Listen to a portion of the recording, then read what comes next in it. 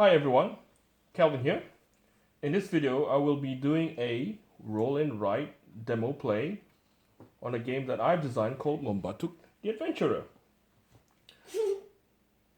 Okay, to play this game, you will need a printed game sheet, the rules, check stuff, provide one pencil, one eraser, could provide tokens as an option for moving things around, and a single-sided, one six-sided dice, or two would be much better. Okay, who can play this game? If you can add and subtract, you can play this game. If you like dungeon crawl games, you can play this game. If you've got this sheet, you can play this game. If you are 12 and below, best check with your parents because the theme might not be suitable. There is the element of going to the underworld and cutting off headless monsters and stuff. But okay, with that out of the way, let's go through a very brief turn sequence on how to play, and hopefully that will get you started. One turn usually consists of 4 phases, so we'll just start by playing the game. So we'll start there. We can, as per the rules, cross as we are moving, or we can use a token to move.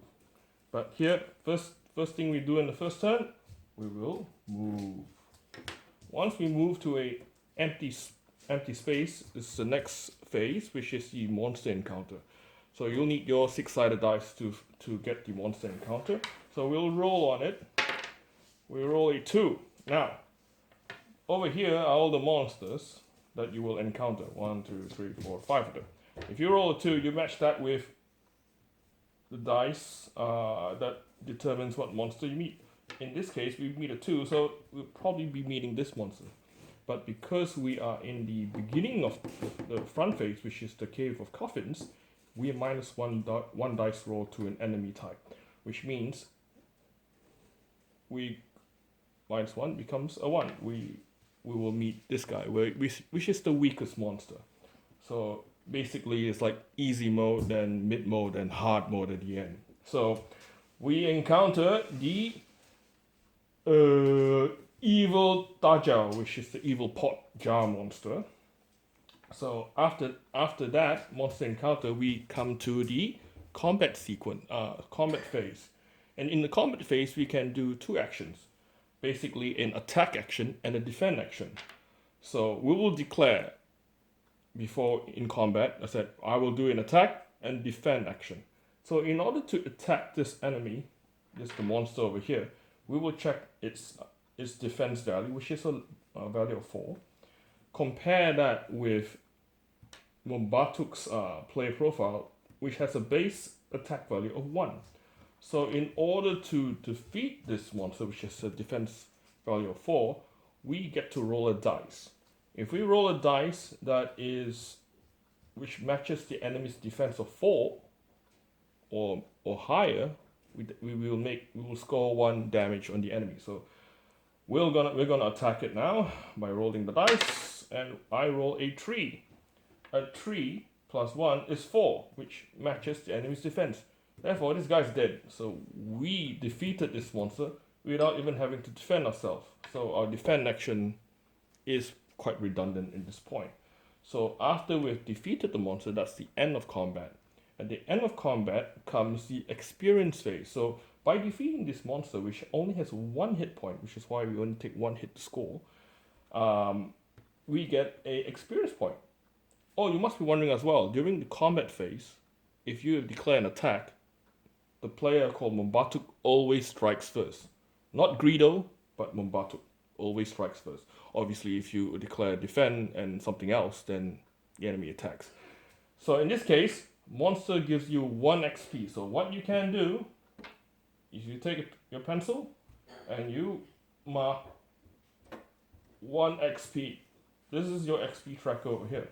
The more monsters you defeat, the more XP you gain, which will give you more bonuses when you level up. So that's 1 turn. So we go to the next turn, that's done. We go to the next square, which is, now this square here is an item space. An item space, but this has a bit of fluff. This is roll d6, blah blah. It has, but whenever you reach an item space, you always have to roll a trap die. If you roll a 1, whenever you are in the item space, you will encounter this particular monster. Anything else is fine. So let's see if we don't trigger trap. We're fine. So we get to find the item. So in this fluff here, it says roll d6. 1 to 3, you get item 1. 4 to 6, you get item 2. So let's roll it. Let's see what item we get. I roll a 6. 4 to 6, I get item 2. Item 2, shield. So we found ourselves a shield, a wooden tribal shield. So what we do when you find an item is you give that item a bit of a tick. So that means right now, Mombatuk, your character has a shield. Once that's done, move to the next spot. We're going down there. Cross that out. And you start the next turn as per before. You roll for monster encounter. I roll a 6. Oh boy. But since I'm still in the cave of coffins, I get to -1 dice roll. So that's a 5.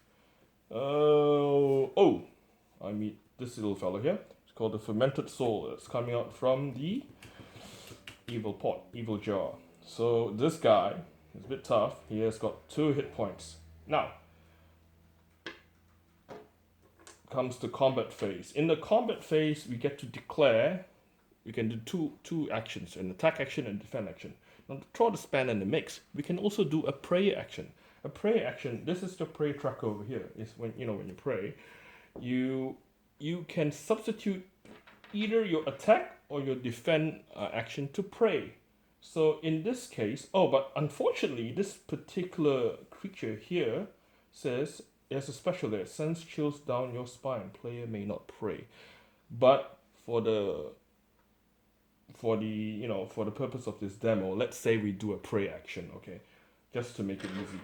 So let's just say I intend to pray, and attack. I'm going to declare I'm going to pray and attack, or attack and pray. So I'm not going to defend this time.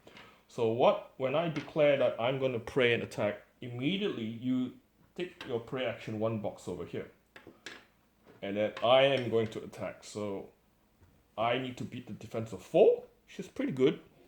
If I'm base attack of 1, which is I need a 3 and above to actually score a hit. I score no hits. I totally miss. And because I'm not defending, this monster now is going to attack me. So what you do when the monster,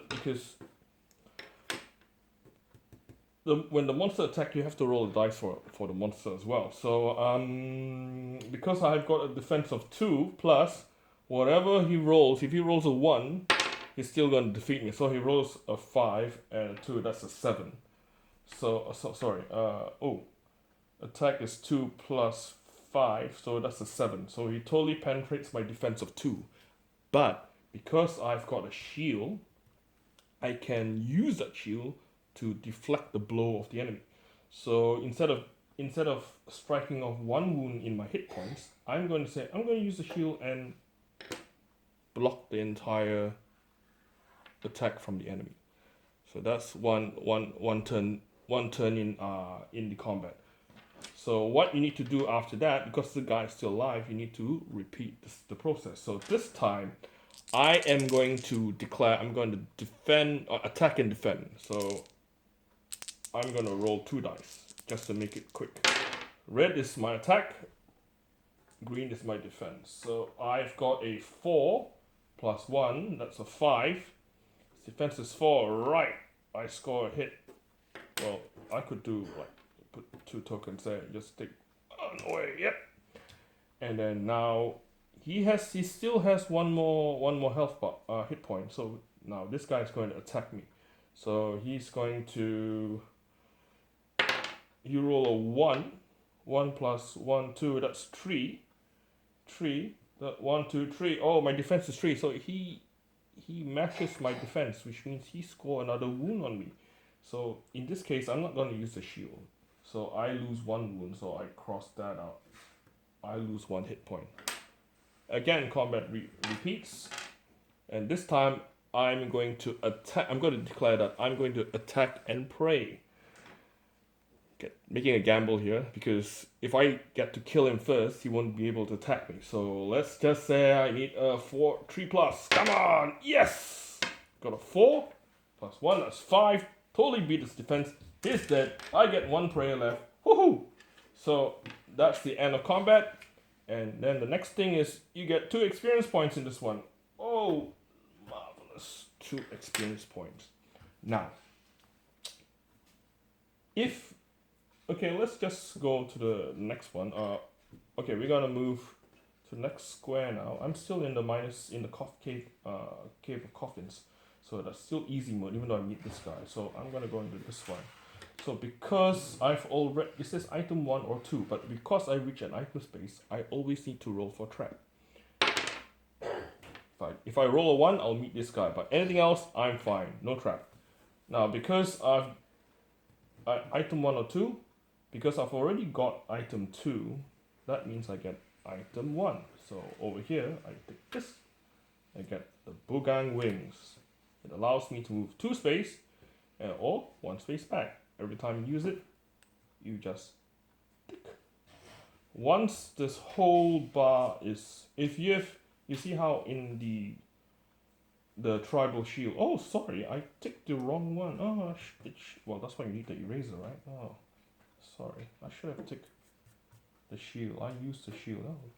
So, okay, sorry about that. Anyway, back to that. If you have used all your usage for your shield and you're down to M, that means the item is exhausted. Now, if I were to pray 1 more time and I get that tick there, which means any item that's exhausted which has been used to the max, you can use 1 more time because of your miracle of prayer. Or as well, if you manage to get 3 prayer and you've lost 1 hit point, you can regain another hit point. So that's also a miracle of prayer. You can choose either regaining a hit point or reusing one item one last time after it's exhausted. So that's basically how you play the game. So you move on to the next area of the underworld, and then finally when you reach the Fortress of Skull area, you get a +1 dice roll for every enemy you meet. So instead, if you encounter an enemy and you roll a 1, that means you get to add +2. So that's enemy 2. So you meet this guy. Okay. The other thing to bear in mind is your experience tracker. Now, if the more enemies you kill, the experience will go up, and when you reach this point here, you get a +1 attack, which means your base attack is now +2. So whatever dice roll you roll, if that's a 4, becomes a +2, becomes 6. Same with but when your level of experience have reached this gray bit here, level 2, from this point, add +1 dice for each enemy encounter, which means, let's just say you are over here right now in the Fortress of Skull, and you roll a dice. If you roll a 1, you get a +1 for an enemy, which is this guy. And because you are now level 2, you fight stronger monsters, means that's actually a 3. Nevertheless, you still fight the same guy. This guy gets, 2 dice roll because it's a common monster. Okay, that's basically the end of the demo play, and hopefully this can kind of get you started on how to play the game. And again, this is a roll and write game, and it's actually submitted for the 4th roll and write contest in Board Game Geek. I'll put in the link in the description below, and of course the link to the game sheet and the rules in the description below as well. If you enjoy the content, you can put a like in this video, not that it helps me. And until the next video, have an awesome day!